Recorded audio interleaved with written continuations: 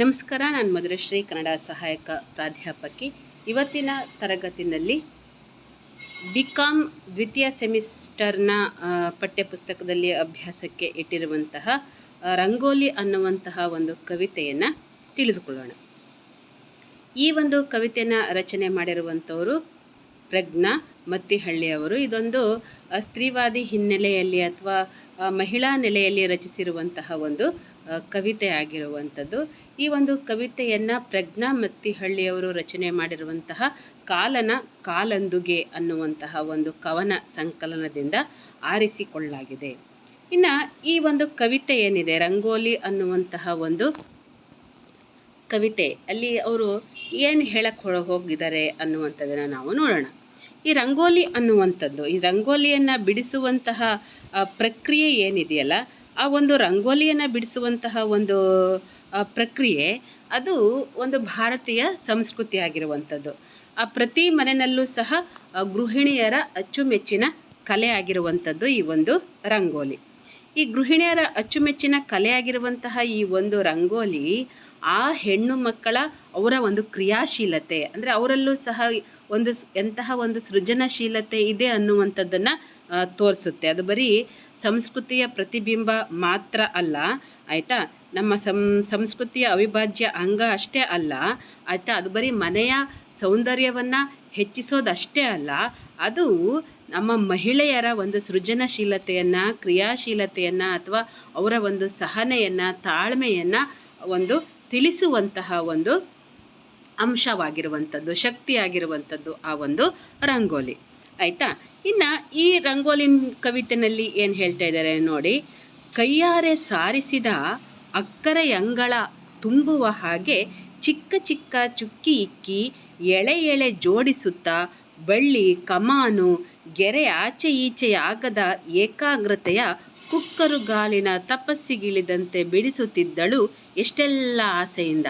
ಇನ್ನೇನು ತುಂಬಿಸಬೇಕು ಒಂದೊಂದೇ ಬಣ್ಣಗಳ ಪೂರಕ ಅನುರೂಪವಾಗಿ ಎನ್ನುವಲ್ಲಿ ಎಲ್ಲಿದೆ ಲಘುಬಾರೆ ಒಳಗಿನ ಆಜ್ಞೆ. ಕುದಿ ನೀರು ಬಿಸಿ ಹಂಚು ಕುಟ್ಟಿ ತಟ್ಟಿ ಕಾಸಿ ಬೀಸುವ ಅನಂತ ಗೀತೆ. ನೋಡಿ, ಇಲ್ಲಿ ಕವಿ ಏನು ಹೇಳ್ತಾ ಇದ್ದಾರೆ, ಕವಿತ್ರಿ ಏನು ಹೇಳ್ತಿದ್ದಾರೆ ಅಂತಂದರೆ, ಹೆಣ್ಣು ಮಕ್ಕಳು ದಿನ ಬೆಳಗಾದರೆ ಅವರು ಮನೆಯ ಮುಂದೆ ರಂಗೋಲಿಯನ್ನು ಬಿಡಿಸ್ತಾರೆ, ಆಯಿತಾ. ಕೈಯಾರೆ ಸಾರಿಸಿದ ಅಕ್ಕರೆ ಅಂಗಳ. ನೋಡಿ, ಆ ಅಂಗಳ ಅನ್ನುವಂಥದ್ದು ಅವರಿಗೆ ಬರೀ ಒಂದು ಅಂಗಳ ಅಷ್ಟೇ ಅಲ್ಲ, ಅದು ಒಂದು ತಮ್ಮ ಪ್ರೀತಿಯ ಅಂಗಳ. ಆ ಅಂಗಳವನ್ನು ತಾವೇ ಅಕ್ಕರೆಯಿಂದ ಸಾರಿಸಿದ್ದಾರೆ, ಗುಡಿಸಿ ಸಾರಿಸಿ ಶುದ್ಧ ಮಾಡ್ತಾ ಇದ್ದಾರೆ. ಯಾಕೆ ಅಕ್ಕರೆ ಅಂಗಳ ಅಂತಂದರೆ, ಶತಮಾನಗಳಿಂದ ಮಹಿಳೆಗೆ ಏನು ಒಂಥರ ಅವಳು ಮುಕ್ತವಾಗಿ ಹೊರಗಡೆ ಎಲ್ಲ ಸಂಚಾರ ಮಾಡುವ, ಪುರುಷನಷ್ಟು ಮುಕ್ತವಾಗಿ ಅವಳಿಗೆ ಹೊರಗಡೆ ಸಂಚಾರ ಮಾಡೋದಕ್ಕೆ ಅವಕಾಶ ಇರಲಿಲ್ಲ. ಅವಳಿಗೆ ಅವಳ ಮನೆ ಅನ್ನುವಂಥದ್ದೇ ಜಗತ್ತು, ಮನೆಯೇ ಸರ್ವಸ್ವವಾಗಿರುವಂಥದ್ದು. ಹೆಚ್ಚಿನ ಸಂದರ್ಭದಲ್ಲಿ ಅವಳು ಮನೆಯ 4 ಗೋಡೆಗಳ ಮಧ್ಯದಲ್ಲೇ ಇದ್ದಿರುವಂಥದ್ದು. ಇವತ್ತಿನ ಸನ್ನಿವೇಶ ಅಂತಲ್ಲ, ಶತಮಾನಗಳಿಂದ ಮಹಿಳೆಯನ್ನು ಹಾಗೆ ನಮ್ಮ ಸಮಾಜ ನೋಡಿಕೊಂಡು ಬಂದಿರುವಂಥದ್ದು. ಇನ್ನು ಹೊರಗಿನ ಜಗತ್ತು ಅಂದರೆ ಮುಖ್ಯವಾಗಿ ಅವಳಿಗೆ ಇರುವಂಥದ್ದು ಯಾವುದು, ಅಂಗಳ, ಆಯಿತಾ. ಹಾಗಾಗಿ ಅಂಗಳ ಅವಳ ಪಾಲಿಗೆ ಬರೀ ಅಂಗಳ ಅಷ್ಟೇ ಅಲ್ಲ, ಅದು ಪ್ರೀತಿಯ ಅಂಗಳ, ಆಯಿತಾ. ಮನೆಯನ್ನು ಬಿಟ್ಟರೆ ಅವಳು ಮುಂದೆ ಹೆಚ್ಚು ಸಮಯ ಮನೆಯಲ್ಲಿ ಕಳೆಯುವಂಥದ್ದು, ಅದನ್ನು ಬಿಟ್ಟರೆ ಅವಳು ಕಳೆಯುವಂಥದ್ದು ಸಮಯ ತನ್ನ ಅಂಗಳದಲ್ಲಿ, ಆಯಿತಾ. ಇನ್ನು ಅದಕ್ಕಿಂತ ಮುಂದೆ ದಾಟಿ ಹೋಗಬೇಕು ಅಂತಂದರೆ ಅವಳಿಗೆ ಸಾಕಷ್ಟು ನಿರ್ಬಂಧಗಳು ಇರುವಂಥದ್ದು. ಹಾಗಾಗಿ ಅವಳಿಗೆ ಹೊರಗೆ ಬರಬೇಕು ಅಂದರೆ ಯಾವ ನಿರ್ಬಂಧ ಇಲ್ಲದಲ್ಲೇ ಹೊರಗೆ ಬರ್ಬೋದು ಅಂದರೆ ಅದಕ್ಕೂ ನಿರ್ಬಂಧಗಳಿರ್ತವೆ. ಹೆಚ್ಚಿನ ಸಮಯ ಅಂಗಳದಲ್ಲೇ ಕಳೆದ್ರೂ ಅದಕ್ಕೂ ಸಹ ಕೆಲವೊಂದು ನಿರ್ಬಂಧಗಳಿರುತ್ತೆ, ಕೆಲವೊಂದು ಟೀಕೆಗಳು ಇರುವಂಥದ್ದು. ಆದರೆ ಇದ್ದಿದ್ದರಲ್ಲಿ ಅವಳು ಅಂಗಳಕ್ಕೆ ಮುಕ್ತವಾಗಿ ಬರ್ಬೋದು. ಹಾಗಾಗಿ ಅದು ಅವಳಿಗೆ ಬರೀ ಅಂಗಳ ಅಲ್ಲ, ಪ್ರೀತಿ ಪಾತ್ರವಾಗಿರುವಂಥದ್ದು. ಆ ಅಂಗಳವನ್ನು ಪ್ರತಿದಿನ ಅವಳು ಅಕ್ಕರೆಯಿಂದ ಸಾರಿಸಿ ಆ ಅಂಗಳ ತುಂಬ ಹಾಗೆ ದೊಡ್ಡ ರಂಗೋಲಿಯನ್ನು ಅವಳು ಬಿಡಿಸ್ತಾ ಇದ್ದಾಳೆ. ಚಿಕ್ಕ ಚಿಕ್ಕ ಚುಕ್ಕಿ ಇಕ್ಕಿ ಸಣ್ಣ ಸಣ್ಣ ಚುಕ್ಕಿಗಳನ್ನು ಇಟ್ಬಿಟ್ಟು ನಂತರ ಆ ಚುಕ್ಕಿಗಳನ್ನು ಎಳೆಯಿಂದ ಜೋಡಿಸಿ ಅದರಲ್ಲಿ ಬಳ್ಳಿ ಕಮಾನುಗಳನ್ನ ರಚನೆ ಮಾಡ್ತಾ ಇದ್ದಾಳೆ. ಹಾಗೆ ರಚನೆ ಮಾಡುವಾಗ ಒಂದು ಗೆರೆನೂ ಆಚೀಚೆ ಆಗದ ಹಾಗೆ ಅವಳು ಅತ್ಯಂತ ಶ್ರದ್ಧೆಯಿಂದ ಏಕಾಗ್ರತೆಯಿಂದ ಮಾಡ್ತಾ ಇದ್ದಾಳೆ. ಇಲ್ಲಿ ಕವಯಿತ್ರಿ ಅವಳಲ್ಲಿರುವಂತಹ ಆ ಏಕಾಗ್ರತೆಯನ್ನು, ಅವಳು ಎಷ್ಟು ಏಕಾಗ್ರತೆಯಿಂದ ಗೆರೆ ಆಚೆ ಈಚೆ ಆಗದ ಹಾಗೆ ಆ ರಂಗೋಲಿಯನ್ನು ಬಿಡಿಸ್ತಾ ಇದ್ದಾಳೆ ಅಂತಂದರೆ ಅದು ಒಬ್ಬ ತಪಸ್ವಿಯ ತಪಸ್ಸಿನ ಹಾಗೆ ಅಂತ ಹೇಳಿಬಿಟ್ಟು ಅವರು ಹೇಳ್ತಾ ಇದ್ದಾರೆ. ಒಬ್ಬ ತಪಸ್ವಿ ಹೇಗೆ ಏಕಾಗ್ರತೆಯಿಂದ ತಪಸ್ಸನ್ನು ಮಾಡ್ತಾನೋ ಅಷ್ಟೇ ಏಕಾಗ್ರತೆಯಿಂದ ಇವಳು ಏನು ಮಾಡ್ತಾಳೆ, ಆ ರಂಗೋಲಿಯನ್ನು ಬಿಡಿಸ್ತಾ ಇದ್ದಾಳೆ. ಆಯಿತಾ, ರಂಗೋಲಿ ಎಲ್ಲವನ್ನು ಬಿಡಿಸಿ ಎಷ್ಟೆಲ್ಲ ಆಸೆಯಿಂದ ಇನ್ನೇನು ತುಂಬಿಸ್ಬೇಕು, ಅದಕ್ಕೆ ಏನು ತುಂಬಿಸ್ಬೇಕು, ಬಣ್ಣವನ್ನು ತುಂಬಿಸ್ಬೇಕು. ಏನೆಲ್ಲ ಬಿಡಿಸಿದಾಳಲ್ವ ಅದರೊಳಗಡೆ ಅವಳು ಆ ಬಿಡಿಸಿರುವಂತಹ ಚಿತ್ರಗಳಿಗೆ ಅವಳು ಒಂದೊಂದೇ ಬಣ್ಣಗಳ ಪೂರಕ ಅನುರೂಪವಾಗಿ, ಅಂದರೆ ಅದಕ್ಕೆ ಪೂರಕವಾಗಿ ಏನು ಬಿಡಿಸಿದಾಳೋ, ನವಿಲು ಬಿಡಿಸಿದ್ರೆ ನವಿಲಿಗೆ ಪೂರಕವಾಗಿ, ಅಥವಾ ಗಿಳಿ ಬಿಡಿಸಿದ್ರೆ ಅದಕ್ಕೆ ಪೂರಕವಾದಂತಹ ಹಸಿರು ಬಣ್ಣವನ್ನು ಹಾಗೆಲ್ಲ ತುಂಬಬೇಕು ಅಂತ ಅನ್ನುವಷ್ಟರಲ್ಲಿ ಏನಾಗಿದೆ ಅವಳಿಗೆ, ಎನ್ನುವಲ್ಲಿ ಎಲ್ಲಿದಿ ಲಘು ಬಾರೆ. ನೋಡಿ, ಅವಳು ಇನ್ನೇನು ಅದನ್ನು ಪೂರ್ತಿಯಾಗಿ ಮುಗಿಸ್ಬೇಕು ಅನ್ನುವಷ್ಟರಲ್ಲಿ ಅವಳಿಗೆ ಒಳಗಿನಿಂದ ಒಂದು ಕೂಗು ಕೇಳಿ ಬರುತ್ತೆ. ಅದಕ್ಕೆ ಬಣ್ಣಗಳು ಹಚ್ಚಬೇಕು. ಆಯಿತಾ, ಒಂದೊಂದು ತಾನು ಬಿಡಿಸಿರುವಂಥ ಒಂದೊಂದು ಚಿತ್ರಕ್ಕೆ ಅದಕ್ಕೆ ಅನುರೂಪವಾದಂತಹ ಬಣ್ಣಗಳನ್ನ ತುಂಬಬೇಕು ಅನ್ನೋವಷ್ಟರಲ್ಲಿ ಅವಳಿಗೆ ಒಳಗಿನಿಂದ ಒಂದು ಕೂಗು ಬರುತ್ತೆ. ಏನಂತ, ಎಲ್ಲಿದೆ ಲಘು ಬಾರೆ, ಒಳಗಿನ ಆಜ್ಞೆ ಕುದಿ ನೀರು ಅಂತ ಹೇಳ್ತಾರೆ. ಅಂದರೆ ಅದು ಅಷ್ಟು ಕಠಿಣವಾದಂಥ ಆಜ್ಞೆ ಬರಲೇ, ಈಗ ಹೋಗಲೇಬೇಕು, ಅವಳು ಒಳಗೆ ಹೋಗಲೇಬೇಕು. ಇನ್ನು ಒಳಗೆ ಹೋದರೆ ಮುಗಿಯುತ್ತಾ, ಅಲ್ಲಿ ಬಿಸಿ ಹಂಚು, ಅಂದರೆ ರೊಟ್ಟಿ ಮಾಡು, ಆಯಿತಾ, ರೊಟ್ಟಿಯನ್ನು ತಟ್ಟು, ಇನ್ನೇನೋ ಆ ಚಟ್ನಿನ ಕೊಟ್ಟು, ಅಥವಾ ಅದನ್ನು ಕೊಟ್ಟು ಇದನ್ನು ಕೊಟ್ಟು, ಅದನ್ನು ಕಾಯಿಸು ಇದನ್ನು ಬೇಯಿಸು ಅಂತ ಮುಗಿದಲ್ಲೇ ಇರುವಷ್ಟು ಕೆಲಸಗಳು ಅವಳನ್ನು ಆವರಿಸ್ಕೊಂಡು ಬಿಡುತ್ತೆ. ಆಯಿತಾ, ಈಗ ನೋಡಿ, ಇದು ಏನು, ಈ ರಂಗೋಲಿ ಅನ್ನುವಂಥದ್ದು ಇಲ್ಲಿ ಮಹಿಳೆಯರಿಗೆ ಅದು ಅವರ ಒಂದು ಸೃಜನಶೀಲತೆಯ ಅಭಿವ್ಯಕ್ತಿಗೆ ಇರುವಂತಹ ಒಂದು ಅವಕಾಶ. ಮಹಿಳೆಯರಲ್ಲೂ ಸಹ ಸಾಕಷ್ಟು ಪ್ರತಿಭೆಗಳು ಇರುವಂಥದ್ದು. ಆಯಿತಾ, ಆದರೆ ಆ ಪ್ರತಿಭೆಗಳೆಲ್ಲವನ್ನು ತೋರ್ಪಡಿಸೋದಕ್ಕೆ ಆ ಮಹಿಳೆಯರಿಗೆ ಮುಕ್ತ ಅವಕಾಶಗಳು ಇರೋದಿಲ್ಲ. ಈಗ ಉದಾಹರಣೆಗೆ ನಾನು ಹೇಳಬೇಕು ಅಂದರೆ, ಯಾರೋ ಒಬ್ಬಳು ನೃತ್ಯದಲ್ಲಿ ಆಸಕ್ತಿ ಇರುತ್ತೆ, ಮತ್ತಾರೋ ಒಬ್ಬಳಿಗೆ ನಟನೆ ಬರ್ತಾ ಇರುತ್ತೆ, ನೃತ್ಯ ಬರ್ತಾ ಇರುತ್ತೆ, ಹಾಡೋದಕ್ಕೆ ಬರ್ತಾ ಇರುತ್ತೆ. ಆದರೆ ಅಂತಹ ಸೃಜನಶೀಲ ಪ್ರತಿಭೆಗಳನ್ನು ಅಭಿವ್ಯಕ್ತಪಡಿಸೋದಕ್ಕೆ ಒಂದು ಕಾಲದಲ್ಲಿ ಸಮಾಜದಲ್ಲಿ ಮಹಿಳೆಯರಿಗೆ ಮುಕ್ತ ಅವಕಾಶ ಇರಲಿಲ್ಲ. ಈಗ ಸಾಕಷ್ಟು ಬದಲಾವಣೆ ಆಗಿದ್ದಿರಬಹುದು. ಈಗಲೂ ಸಹ ಕೆಲವುದಕ್ಕಿಂತ ಅದಕ್ಕೆ ಯಾಕೆ ಹೋಗಬೇಕು, ಇದಕ್ಕೆ ಯಾಕೆ ಹೋಗಬೇಕು ನೀನು ಅಂತೇಳ್ಬಿಟ್ಟು ತಡೆಯುಂಟು ಮಾಡುವಂಥದ್ದನ್ನು ನಾವು ನೋಡ್ತೀವಿ. ಆಯಿತಾ, ಹಾಗಿರುವಾಗ ಮಹಿಳೆಯಲ್ಲಿರುವಂತಹ ಸೃಜನಶೀಲ ಪ್ರತಿಭೆಗೆ ಮುಕ್ತ ಅವಕಾಶ ಅನ್ನುವಂಥದ್ದು ಇರೋದಿಲ್ಲ. ಅದಕ್ಕೆ ಸಾಕಷ್ಟು ಅಡ್ಡಿ ಆತಂಕಗಳು ಇರುವಂಥದ್ದನ್ನು ನಾವು ನೋಡ್ತೀವಿ. ಅಂಥದ್ದೇ ಒಂದು ಸೃಜನಶೀಲ ಪ್ರತಿಭೆ ಅವಳು ಚಿತ್ರವನ್ನು ಬಿಡಿಸುವಂಥದ್ದು. ಆ ಒಂದು ಚಿತ್ರವನ್ನು ಬಿಡಿಸುವುದರ ಮೂಲಕವಾಗಿ ತನ್ನ ಮನಸ್ಸಿನ ಎಲ್ಲ ಒಂದು ಆಸೆ ಆಕಾಂಕ್ಷೆಗಳನ್ನು ರಂಗೋಲಿಯ ರೂಪದಲ್ಲಿ ಆ ಮಹಿಳೆ ವ್ಯಕ್ತಪಡಿಸ್ತಾ ಇದ್ದಾಳೆ. ಆದರೆ ಅದಕ್ಕೂ ಸಹ ಸಾಕಷ್ಟು ತಾನು ಅಂದುಕೊಂಡ ಹಾಗೆ ಆ ರಂಗೋಲಿಯನ್ನು ಬಿಡಿಸಲು ಪೂರ್ಣಗೊಳಿಸೋದಕ್ಕೆ ಅವಳಿಗೆ ಅವಕಾಶ ಇಲ್ಲ. ಅದಕ್ಕೂ ಸಹ ಸಾಕಷ್ಟು ಅಡ್ಡಿ ಆತಂಕಗಳು, ಒಳಗಿನ ಕೆಲಸಗಳು, ಒಳಗಿನ ಆಜ್ಞೆಗಳು, ಮತ್ತು ಬೇರೆ ಬೇರೆ ಕೆಲಸದಲ್ಲಿ ಅವಳು ತೊಡಗಿಕೊಳ್ಬೇಕು. ಅವಳಿಗಿನ್ನೇನೋ ಸಾಕಷ್ಟು ಕರೆಗಳು, ಅಡುಗೆ ಊಟ ತಿಂಡಿ ಮಾಡಬೇಕು, ವಯಸ್ಸಾದವರಿಗೆ ಮನೆಯವರಿಗೆ ಆ ಸಮಯಕ್ಕೆ ತಿಂಡಿ ಒದಗಿಸಿಕೊಡ್ಬೇಕು, ಕೆಲಸಕ್ಕೆ ಹೋಗುವಂಥ ಗಂಡನಿಗೆ ವ್ಯವಸ್ಥೆ ಮಾಡಿಕೊಡ್ಬೇಕು, ಅಥವಾ ಸಣ್ಣ ಮಗುವಿದ್ದರೆ ಅದರ ಕಡೆ ಗಮನ ಹರಿಸಬೇಕು. ಇದೆಲ್ಲದರ ನಡುವಲ್ಲಿ ಅವಳ ಒಂದು ಆಸಕ್ತಿಯುತವಾದ ಈ ರಂಗೋಲಿಯನ್ನು ಅದಕ್ಕೆ ಚಿತ್ರವನ್ನು ಬಿಡಿಸಿ ಅದಕ್ಕೆ ಬಣ್ಣ ತುಂಬುವಂತಹ ಒಂದು ಕೆಲಸವನ್ನು ಪೂರ್ಣಗೊಳಿಸೋದಕ್ಕೆ ಸಾಧ್ಯ ಆಗೋದೇ ಇಲ್ಲ. ಇನ್ನು ಒಂದು ಸಲ ಮನೆ ಒಳಗೆ ಹೋಗಿ ಆ ಕೆಲಸಗಳಲ್ಲಿ ಮಗ್ನ ಆದರೆ ಅದು ಅನಂತ ಗೀತೆ, ಅದು ಮುಗಿದಿರುವಂತಹ ಗೀತೆ, ಅದರಲ್ಲಿ ಬಿಡು ಅನ್ನೋದೇ ಸಿಗೋದೇ ಇಲ್ಲ ಅಂತ ಹೇಳ್ತೀವಿ.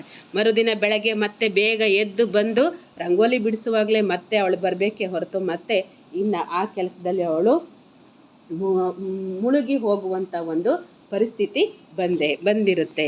ಆಯಿತಾ, ಸರಿ. ಈಗ ಅವಳು ಮುಂದಿನ ಸಾಲಲ್ಲಿ ನೋಡಿ, ಸ್ವಲ್ಪ ಹಿಡ್ಕೋ ಮಗ ಈಗ ಬಂದೆ ಎನ್ನುತ್ತಾ ಕೈಗಿತ್ತ ಅವಳ ಡಬ್ಬಿಯ ಪುಡಿಗೆ ಬೆರಳಿಕ್ಕಿದ್ದೆ ಹುರುಪಿನಂಗಳದ ತುಂಬ ಗರಿಬಿಚ್ಚಿದ ನವಿಲು ಜುಳು ಹೊಳೆಯ ಸೆರಗೊಂದು ಸೊಂಟ ಸುತ್ತಿದ ಹಾಗೆ ಕಿವಿಯೋಲೆಯೊಳಗೆ 100 ಕೋಗಿಲೆ ಸಾಲು ಇಂಚಾಡಿ ಪುರ್ರೆಂದು ಹಾರಿ ಬೆನ್ನ ತಬ್ಬಿದ ಬಿಚ್ಚಿದ ಹೆರಳಲಾಡುವ ಗಿಳಿವಿಂಡು ಬೆಳ್ಳನೆಯ ಬೆಳಕೊಂದು ಕೋಲ್ಮಿಂಚಲತೆಯಂತೆ ಕಣ್ಣ ಉಪ್ಪರಿಗೆಯಲ್ಲಿ ಉಲಿವ ಉಯ್ಯಾಲೆ ಅವಳಮ್ಮನ ಅಮ್ಮಮ್ಮನ ಎದೆಯ ಹಾಡುಗಳೆಲ್ಲ ಬೆರಳ ತುದಿಗಿಳಿದು ರಾಗಮಾಲೆ ಎಲ್ಲೆಲ್ಲಿಂದ ತೇಲಿ ಬರುತ್ತಿರುವ ಎಂದೆಂದಿನ ಗಾನ ಒರಳು ಒನಕೆ ಕುಳ್ಳು ಕೊಟ್ಟಿಗೆ ತೊಟ್ಟಿಲು ಬಟ್ಟಲಿಂದ ಮುರಿದ ಮಂಚ ಒದ್ದೆ ದಿಂಬು ಕತ್ತಲ ಕೋಣೆಯಿಂದ. ನೋಡಿ, ಈಗ ಅವಳು ಏನು ಮಾಡಿದಾಳೆ, ಒಳಗಿನ ಕರೆ ಬಂದಿರುವ ಕಾರಣದಿಂದಾಗಿ ಆ ಮಹಿಳೆ ಬಳಿಯಲ್ಲೇ ಇದ್ದಂತಹ ತನ್ನ ಮಗಳು, ಇಲ್ಲಿ ಮಗಳ ಅಂತಲೇ ನಾವು ಅನ್ಕೋಬೋದು, ಇಲ್ಲಿ ಸ್ವಲ್ಪ ಹಿಡ್ಕೋ ಮಗ ಈಗ ಬಂದೆ ಅಂತ ಇದೆ, ಅದನ್ನು ಅವಳು ಮಗಳಿಗೆ ಹೇಳ್ತಿದ್ದಾಳೆ ಅನ್ನುವಂಥದ್ದು ನಮಗೆ ಗೊತ್ತಾಗುತ್ತೆ. ಆಯಿತಾ? ಆ ಮಗಳ ಕೈಗೆ ಏನು ಮಾಡಿದಾಳೆ, ತಾನು ಇನ್ನೇನು ಹಚ್ಚಬೇಕು ಅಂದ್ಕೊಂಡಿದ್ದಂಥ, ತಾನು ಬಿಡಿಸಿದಂಥ ಚಿತ್ರಕ್ಕೆ ಬಣ್ಣ ತುಂಬ್ಕೋಬೇಕು ಅಂದಿದ್ದಂತಹ ಬಣ್ಣಗಳ ಪುಡಿಯ ಡಬ್ಬಿಯನ್ನು ಮಗಳ ಕೈಗೆ ಕೊಟ್ಟಿದ್ದಾಳೆ. ಕೊಟ್ಟು ಅವಳೀಗ ತನ್ನ ಜವಾಬ್ದಾರಿಯನ್ನು ಮುಗಿಸೋದಕ್ಕೋಸ್ಕರ ಒಳಗಡೆ ಹೋಗಿದ್ದಾಳೆ. ಆಯಿತಾ? ಈಗ ಮಗಳ ಕೈಗೆ ಆ ಒಂದು ರಂಗೋಲಿ ಪುಡಿ ಇರುವಂತಹ ಬಣ್ಣಗಳು ಇರುವಂತಹ ಡಬ್ಬಿ ಮಗಳ ಕೈಗೆ ಬಂದಿದೆ. ಈಗ ಮಗಳು ಸಹ ಅಷ್ಟೇ ಉತ್ಸಾಹದಿಂದ, ಆಯಿತಾ, ಅಂಗಳದ ತುಂಬ ಅವಳು ಬಿಡಿಸಿದಂಥ ಚಿತ್ರದಲ್ಲಿ, ಅಮ್ಮ ಬಿಡಿಸಿದಂಥ ಚಿತ್ರಕ್ಕೆ ಬಣ್ಣ ತುಂಬುವಂತಹ ಕೆಲಸವನ್ನು ಮಾಡ್ತಾ ಇದ್ದಾಳೆ. ಆಯಿತಾ? ಆ ಬಣ್ಣ ತುಂಬುವಂತಹ ಕೆಲಸದಲ್ಲಿ ಪ್ರಕೃತಿಯೇ ಆ ಅಂಗಳದಲ್ಲಿ ಮೂಡಿರುವ ಹಾಗೆ ಕಾಣ್ತಾ ಇದೆ. ಆಯಿತಾ? ಅಲ್ಲಿ ಏನಿದೆ, ಪ್ರಕೃತಿಯ ಒಂದು ಬಣ್ಣಗಳೇ ಇಲ್ಲಿ ರಂಗೋಲಿಯ ರೂಪದಲ್ಲಿ, ರಂಗೋಲಿಯ ರೀತಿಯಲ್ಲಿ ಅವಳ ಅಂಗಳದ ತುಂಬ ಮೂಡ್ ಬಂದಿರುವಂಥದ್ದು. ಹಸಿರು ಪೈರಿನ ನಡುವೆ ಹಾರ್ತಿರುವಂತಹ ಗಿಣಿಯ ಹಾಗಿರ್ಬೋದು, ಅಥವಾ ಗರಿಬಿಚ್ಚಿದ ನವಿಲಿನ ಹಾಗೆ ಇರಬಹುದು, ಅಥವಾ ಕೋಗಿಲೆಯ ಸಾಲುಗಳು ಇರಬಹುದು. ಅವೆಲ್ಲವೂ ಸಹ ಏನಾಗಿದ್ದಾವೆ, ಅವಳ ಒಂದು ರಂಗೋಲಿಯಲ್ಲಿ ಮೂಡಿ ಬಂದಿದ್ದಾವೆ. ಇದು ಅವಳ ಅಂದರೆ ಯಾರು, ಈಗ ಬಣ್ಣವನ್ನು ತುಂಬುತ್ತಿರುವಂಥ ಹುಡುಗಿ. ಆಯಿತಾ? ಆ ಹುಡುಗಿಯ ಈಗ ಒಳಗೆದ್ದು ಹೋಗಿರುವಂತಹ ಅವಳ ಅಮ್ಮ, ಒಳಗಡೆ ಕರೆ ಬಂತು ಅಂತ ಹೋದ್ಲಲ್ವಾ, ಅವಳ ಅಮ್ಮನ, ಹಾಗೆ ಅವಳ ಅಮ್ಮನ ಅವರ ಅಜ್ಜಿ, ಆಯಿತಾ, ಅವರ ಮನಸ್ಸಿನ ಭಾವನೆಗಳೆಲ್ಲವನ್ನ, ಅಥವಾ ಅವರ ಮನಸ್ಸಿನ ಆಸೆ ಆಕಾಂಕ್ಷೆಗಳನ್ನೆಲ್ಲ ಏನೆಲ್ಲ ಹಿಡಿದು ಇಟ್ಕೊಂಡಿದ್ರು, ಇವಳ ಮನಸ್ಸಿನ ಆಸೆ, ಅವಳ ಅಮ್ಮನ ಮನಸ್ಸಿನ ಆಸೆ, ಅವಳ ಅಜ್ಜಿಯ ಮನಸ್ಸಿನ ಆಸೆ ಆಕಾಂಕ್ಷೆಗಳೆಲ್ಲವನ್ನ ಈಗ ಅವಳು ಏನು ಮಾಡ್ತಾಳೆ, ಆ ರಂಗೋಲಿಗೆ ಬಣ್ಣ ತುಂಬೋದ್ರ ಮೂಲಕವಾಗಿ ಅಭಿವ್ಯಕ್ತಪಡಿಸ್ತಾ ಇದ್ದಾಳೆ. ನೋಡಿ, ರಂಗೋಲಿ ಅನ್ನುವಂಥದ್ದು ಅವರ ಒಂದು ಮಹಿಳೆಯರ ಒಂದು ಸೃಜನಶೀಲ ಅಭಿವ್ಯಕ್ತಿಗೆ ಇರುವಂತಹ ಒಂದು ಮಾಧ್ಯಮವಾಗಿರುವಂಥದ್ದು. ಆಯಿತಾ? ಅವರೆಲ್ಲರ ಮನಸ್ಸಿನ ಆಸೆ ಆಕಾಂಕ್ಷೆಗಳನ್ನೆಲ್ಲ ಅವಳು ಏನು ಮಾಡ್ತಾಳೆ, ಈ ರಂಗೋಲಿಯ ತುಂಬ ಅವಳು ಅಭಿವ್ಯಕ್ತಿಸ್ತಾ ಇದ್ದಾಳೆ. ಆಯಿತಾ? ಎಲ್ಲೆಲ್ಲಿಂದ ತೇಲಿ ಬರುತ್ತಿರುವ ಎಂದೆಂದಿನ ಗಾನ, ಎಂದೆಂದಿಗೋ ಮುಚ್ಚಿಟ್ಟುಕೊಂಡಿರುವಂಥ ಆಸೆ ಆಕಾಂಕ್ಷೆಗಳನ್ನೆಲ್ಲವನ್ನು ಅವಳು ಏನು ಮಾಡ್ತಾ ಇದ್ದಾಳೆ, ಈಗ ಆ ಬಣ್ಣದ ರೂಪದಲ್ಲಿ ತುಂಬಿಸ್ತಾ ಇರುವಂಥದ್ದು. ಒರಳು ಒನಕೆ ಕುಳ್ಳು ಕೊಟ್ಟಿಗೆ ತೊಟ್ಟಿಲು ಬಟ್ಟಲಿಂದ, ಅಂದರೆ ಮಹಿಳೆಯರು ಸದಾಕಾಲ ಇದರಲ್ಲಿ ಒರಳುವ ಕಲ್ಲಲ್ಲಿ ಬೀಸೋದು, ರುಬ್ಬೋದು, ಒನಕೆಯಿಂದ ಅದನ್ನು ಕುಟ್ಟುವಂಥದ್ದು. ಆಯಿತಾ? ಕುಳ್ಳು ಅಂದರೆ ಏನು, ಬೆರಣಿಯನ್ನು ಮಾಡುವಂಥದ್ದು, ಕೊಟ್ಟಿಗೆ ಕಾರ್ಯ, ಅಥವಾ ಇನ್ನು ಮಗುವಿನ ಕಾರ್ಯ, ಅಥವಾ ಮಗುವಿಗೆ ಊಟ ತಿನ್ನಿಸುವಂಥದ್ದು, ಅಥವಾ ಮನೆಯಲ್ಲಿರುವಂಥ ನಾನಾ ರೀತಿಯಾದಂಥ ಸಮಸ್ಯೆಗಳು, ಆ ಸಮಸ್ಯೆಗಳಿಗೆ ಸಿಲುಕಿ ಅವಳು ಅಳ್ತಾ ಇರುವಂತಹ ಕಣ್ಣೀರು. ಆಯಿತಾ? ಆ ಕತ್ತಲ ಕೋಣೆಯಿಂದ, ಅಂದರೆ ಇಷ್ಟುವರೆಗೂ ಆ ಮಹಿಳೆಯರು ಇವೆಲ್ಲ ಸಮಸ್ಯೆಯಿಂದ ಕತ್ತಲ ಕೋಣೆ ಒಳಗಡೆ ಏನಾಗಿದೆ ಸೇರಿ ಹೋಗಿದ್ದಾರೆ. ಅದರೆಲ್ಲದರ ಅಭಿವ್ಯಕ್ತಿಯನ್ನು ಅವರೆಲ್ಲರ ಒಳಗಡೆ ಇರುವಂತಹ ಇದುವರೆಗೂ ಮುಚ್ಚಿಟ್ಟುಕೊಂಡಿರುವಂತಹ ಒಂದು ಅಂಶಗಳನ್ನೆಲ್ಲ ಆ ಹುಡುಗಿ ಈಗ ರಂಗೋಲಿಯ ಮುಖಾಂತರ ರಂಗೋಲಿಗೆ ಬಣ್ಣವನ್ನು ತುಂಬುವುದರ ಮೂಲಕವಾಗಿ ಅವಳು ಅಭಿವ್ಯಕ್ತಿ ಪಡಿಸ್ತಾ ಇದ್ದಾಳೆ. ಸರಿ, ಈಗ ಅವಳದ್ದನ್ನಾದರೂ ಪೂರ್ಣ ಮಾಡೋದಕ್ಕೆ, ಅವಳ ಅಭಿವ್ಯಕ್ತಿಗಾದರೂ ಪೂರ್ಣ ಆಗೋದಕ್ಕೆ ಅವಕಾಶ ಸಿಗ್ತಾ ಅಂತಂದರೆ ಇಲ್ಲ. ಅವಳಿಗೂ ಸಹ ಇನ್ನೇನೋ ಜವಾಬ್ದಾರಿಗಳು, ಆ ಚಿಕ್ಕ ಮಗುವನ್ನು ನೋಡ್ಕೋಬೇಕು, ಮನೇಲಿರುವಂಥ ಇನ್ನೊಂದು ಮಗುವನ್ನು ನೋಡ್ಕೋಬೇಕು, ಅಥವಾ ಮತ್ತೊಂದು ಕೆಲಸವನ್ನು ಮಾಡಬೇಕು ಅನ್ನೋ ಕಾರಣಕ್ಕೋಸ್ಕರವಾಗಿ ಒಳಗಡೆಯಿಂದ ಮತ್ತೆ ಅವಳಿಗೆ ಬಾರೆ ಕೂಸೆ ಹೊತ್ತಾತು ಅನ್ನುವಂತಹ ಒಂದು ಕೂಗು. ಜಂಬರ ಅಂದ್ರೇ ಇಲ್ಲಿ ಕೆಲಸ ಅಂತ ಅರ್ಥ. ಈಗ ಆ ಹುಡುಗಿಗೂ ಸಹ ಯಾವುದೋ ಕೆಲಸಗಳು, ನಾನು ಆಗಲೇ ಹೇಳ್ದಂಗೆ, ಮತ್ತೆ ಮನೇಲಿರುವ ಚಿಕ್ಕ ಮಗುವನ್ನು ನೋಡ್ಕೊಳ್ಳೋದು, ಅಥವಾ ಇನ್ಯಾವುದಾದ್ರು ಜವಾಬ್ದಾರಿಗೋಸ್ಕರ ಆ ಕೆಲಸವನ್ನು ಮಾಡು ಬಾ ಅಂತ ಹೇಳಿಬಿಟ್ಟು ಅವಳಿಗೂ ಸಹ ಒಳಗಡೆಯಿಂದ ಕೂಗು ಬರುವಂಥದ್ದು. ಆಯಿತಾ. ಈಗ ಬಹುಶಃ ಇವಳ ಅಭಿವ್ಯಕ್ತಿಗೂ ಸಹ ಪೂರ್ಣ ಅವಕಾಶ ಸಿಗುತ್ತೋ ಇಲ್ವೋ ಅಂತ ನಮಗೆ ಅನಿಸುತ್ತೆ. ಆಯಿತಾ. ಈಗ ಮೂರನೇ ತಲೆಮಾರು, ಅವಳ ಅಮ್ಮನಿಗೂ ಸಿಕ್ಕಿಲ್ಲ, ಇಲ್ಲಿವರೆಗೂ ಇವಳಿಗೂ ಇಲ್ಲ, ಅವ್ರ ಅಮ್ಮನಿಗೂ ಸಿಕ್ಕಿಲ್ಲ, ಅವ್ರ ಅಜ್ಜಿಗೂ ಸಹ ಅವರ ಒಂದು ಸೃಜನಶೀಲತೆಯ ಅಭಿವ್ಯಕ್ತಿಗೆ ಅವಕಾಶಗಳು ಸಿಕ್ಕೇ ಇಲ್ಲ. ಆದರೆ ಈಗ ಒಳಗಡೆಯಿಂದ ಕೂಗು ಬಂದಿದೆ, ಬಾರೆ ಕೂಸೆ ಹೊತ್ತಾಯ್ತು, ಟೈಮ್ ಆಯಿತು ಬಾ ಅಂತ ಹೇಳಿಬಿಟ್ಟು ಜಂಬರ ಅಂದರೆ ಕೆಲಸಕ್ಕೋಸ್ಕರ ಕೂಗು ಬಂದಿದೆ. ಆದರೆ ಈಗ ಈ ರಂಗೋಲಿಗೆ ಬಣ್ಣವನ್ನು ತುಂಬ್ತಾ ಇರುವಂತಹ ಈ ಹುಡುಗಿ ಅನ್ಕೋತಾಳೆ, ಇಲ್ಲ ಹೋಗಲಾರೆನ ಅವರಂತೆ. ನಾನು ನಮ್ಮಮ್ಮನಿಗೆ ಅಮ್ಮ ಎದ್ದು ಹೋದಂಗೆ ಅಥವಾ ಅಜ್ಜಿ ಎದ್ದು ಹೋದಂಗೆ ನಾನು ಎದ್ದು ಹೋಗೋದಿಲ್ಲ. ಅಂದರೆ ಅದರ ಅರ್ಥ ಈಗ ರಂಗೋಲಿ ಬಿಡಿಸೋದಷ್ಟೇ ಇಲ್ಲಿ ಮುಖ್ಯ ಆಗಿಲ್ಲ. ಅಂದರೆ ಅವರಿಗೆಲ್ಲವೂ ಸಹ ಮುಕ್ತವಾಗಿ ಅವರ ಒಂದು ಪ್ರತಿಭೆಯನ್ನು ಅಭಿವ್ಯಕ್ತಪಡಿಸೋದಕ್ಕೆ ಅವಕಾಶ ಸಿಕ್ಕಿಲ್ಲ.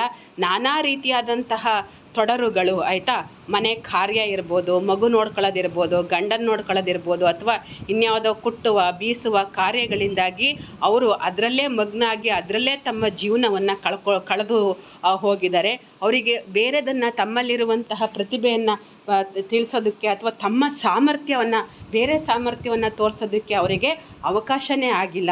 ಆದರೆ ಈಗ ಇವಳಿಗೂ ಸಹ ಅದೇ ಸನ್ನಿವೇಶ ಬಂದಿದೆ. ಯಾವುದೋ ಜವಾಬ್ದಾರಿಗಳು ಅವಳನ್ನು ಕರಿತಾ ಇದ್ದಾವೆ. ಆದರೆ ಆಗ ಅವಳು ಹೇಳ್ತಾ ಇದ್ದಾಳೆ, ಅಂದರೆ ದೊಡ್ಡವರು ಹೊರಿಸಿದಂತಹ ಜವಾಬ್ದಾರಿಗಳಿಗೆ ಕರಿತಾ ಇದ್ದಾವೆ. ಅವಳು ಅನ್ಕೋತಿದ್ದಾಳೆ, ಇಲ್ಲ ಹೋಗಲಾರೆನ ಅವರಂತೆ. ನಾನು ಖಂಡಿತವಾಗಿ ಅವರಮ್ಮ ಮಾಡಿದಂತಹ ತಪ್ಪನ್ನು ನಾನು ಮಾಡೋದಿಲ್ಲ. ಅವರ ಹಾಗೆ ನಾನು ಎದ್ದು ಬಿಟ್ಟು ಹೋಗೋದಿಲ್ಲ. ಬೆರಳಂಚಿನ ಗಿಣಿಗೆ ರೆಕ್ಕೆ ಮೂಡಿ ಹುಲ್ಲ ಮೊರಡಿಗೆ ಹೊಂಬಣ್ಣ ಹೊಳೆವಂತೆ. ಆಯಿತಾ. ಅಂದರೆ ಈ ಚಿತ್ರ ಪೂರ್ಣ ಆಗೋವರೆಗೂ, ಈ ರಂಗೋಲಿ ಪೂರ್ಣ ಆಗೋವರೆಗೂ, ಗಿಣಿಗೆ ಪೂರ್ಣ ರೆಕ್ಕೆಗೆ ಬಣ್ಣವನ್ನು ತುಂಬುವವರೆಗೂ, ಆಯಿತಾ, ಆ ಹುಲ್ಲಿನ ಸುತ್ತ ಏನು ಬಿಡಿಸ್ತಾ ಇದ್ದಂತಹ ಪ್ರಕೃತಿಯ ಚಿತ್ರ, ಆ ಸೂರ್ಯನ ಕಿರಣಗಳು ಬೀಳ್ತಾ ಇರುವಂತೆ ಮೂಡಿಸಿದಂಥ ಚಿತ್ರ ಪೂರ್ಣ ಆಗುವವರೆಗೂ ನಾನು ಹೋಗೋದಿಲ್ಲ. ಕಟ್ಟ ಕಡೆಯ ಹಾಡು ಸೂರ್ಯನ ಮುಟ್ಟುವವರೆಗೂ ಬಿಟ್ಟೇಳುವುದಿಲ್ಲ ಅಂತ ಹೇಳ್ತಾರೆ. ಅಂದರೆ ಆ ಒಂದು ಶಕ್ತಿ ಏನೋ ಸ್ತ್ರೀಗೆ ಕೌಟುಂಬಿಕ ಜವಾಬ್ದಾರಿಗಳ ಮಧ್ಯೆ ಅವಳ ಸಂಪೂರ್ಣವಾದಂತಹ ಆ ಜವಾಬ್ದಾರಿಗಳು, ಸ್ತ್ರೀಯಲ್ಲಿರುವಂತಹ ಜವಾಬ್ದಾರಿಗಳು ಅವಳ ಒಂದು ಕಲಾತ್ಮಕ ಅಭಿವ್ಯಕ್ತಿಗೆ ಅಡ್ಡಿಯನ್ನು ಉಂಟು ಮಾಡಿರುವಂಥದ್ದನ್ನು ನಾವು ನೋಡ್ಬೋದಾಗಿದೆ. ಆಯಿತಾ. ಆದರೆ ಅವಳಲ್ಲಿರುವಂತಹ ಒಂದು ಏನಿರುತ್ತಲ್ವ, ಅವಳ ಒಂದು ಶಕ್ತಿ ಅದು ಸೂರ್ಯನಷ್ಟು ಎತ್ತರವಾಗಿರುವಂಥದ್ದು. ಆಯಿತಾ. ಅವಳ ಒಂದು ಶಕ್ತಿ, ಅವಳ ಆಸೆ ಆಕಾಂಕ್ಷೆಗಳು ಆಕಾಶದಷ್ಟು ಎತ್ತರ, ಸೂರ್ಯನಷ್ಟು ಎತ್ತರ ಇರುವಂಥದ್ದು. ಆಯಿತಾ. ಆ ಮಟ್ಟವನ್ನು ತಲುಪೋವರೆಗೂ ಸಹ ನಾನು ಎದ್ದು ಹೋಗೋದಿಲ್ಲ ಅಂತೇಳ್ಬಿಟ್ಟು, ಅಂದರೆ ಕೊನೆಗೆ 3ನೇ ತಲೆಮಾರಿಗಾದರೂ ಸಹ ಅವಳು ಬದಲಾಗಿ ತನ್ನನ್ನು ತಾನು ಕಂಡುಕೊಳ್ಳುವಂಥ, ಅದಷ್ಟೇ ಕುಟುಂಬ ಮುಖ್ಯ ಆದ್ರೂ ಸಹ ಅದಷ್ಟೇ ಪ್ರಪಂಚ ಅಲ್ಲ, ಅದಕ್ಕೂ ಮೀರಿದಾದಂತಹ ಅವಳದೇ ಆದಂತಹ ಒಂದು ವ್ಯಕ್ತಿತ್ವ ಇದೆ, ಅವಳದೇ ಆದಂತಹ ಒಂದು ಶಕ್ತಿ ಇದೆ. ಅದನ್ನು ಇಡೀ ಜಗತ್ತಿಗೆ ತೋರಿಸುವಂಥ ಒಂದು ಅವಕಾಶ ಅವಳಿಗೆ ಮಾಡಿಕೊಡಬೇಕಾಗಿದೆ. ಆ ಒಂದು ಅವಕಾಶವನ್ನು ನಾನು ಬಿಟ್ಟು ಹೋಗೋದಿಲ್ಲ ಅಂಥೇಳ್ಬಿಟ್ಟು ಆ ಕೊನೆಗೆ 3ನೇ ತಲೆಮಾರಾದರೂ ಆ ಒಂದು ಧೈರ್ಯವನ್ನು ಮಾಡುತ್ತೆ ಅನ್ನುವಂತಹ ಒಂದು ಆಶಯದೊಂದಿಗೆ ಈ ಕವಿತೆ ಮುಕ್ತಾಯಗೊಳ್ಳುತ್ತೆ. ಆಯಿತಾ. ನಾನು ಅದು ಸೂರ್ಯನ ಮುಟ್ಟುವವರೆಗೂ ಬಿಟ್ಟೇಳೋದಿಲ್ಲ ಅಂತ ಅವಳು ಹೇಳ್ತಿದ್ದಲ್ಲ, ಅದು ಇಲ್ಲಿ ಆ ಒಂದು ಆಶಯವನ್ನು ತೋರಿಸುವಂಥದ್ದು. ಅಂದರೆ 3ನೇ ತಲೆಮಾರಿನಲ್ಲಾದರೂ ಈ ಒಂದು ಬದಲಾವಣೆ ಆಗುತ್ತೆ. ಆ ಮಹಿಳೆಯರ ಕಲಾತ್ಮಕ ಅಭಿವ್ಯಕ್ತಿಗೆ ಅವಕಾಶಗಳು ಸಿಗುತ್ತೆ. ಮಹಿಳೆಯರು ಮುಕ್ತವಾಗಿ ತಮ್ಮಲ್ಲಿರುವಂಥ ಶಕ್ತಿಯನ್ನು, ಪ್ರತಿಭೆಯನ್ನು ಅವರು ಸಮಾಜದ ಮುಂದಿಡೋದಕ್ಕೆ ಅವಕಾಶ ಸಿಗುತ್ತೆ ಅನ್ನುವಂತಹ ಒಂದು ಆಶಯದೊಂದಿಗೆ ಅವರು ಈ ಕವಿತೆಯನ್ನು ಮುಕ್ತಾಯ ಮಾಡಿದ್ದಾರೆ. ಧನ್ಯವಾದಗಳು.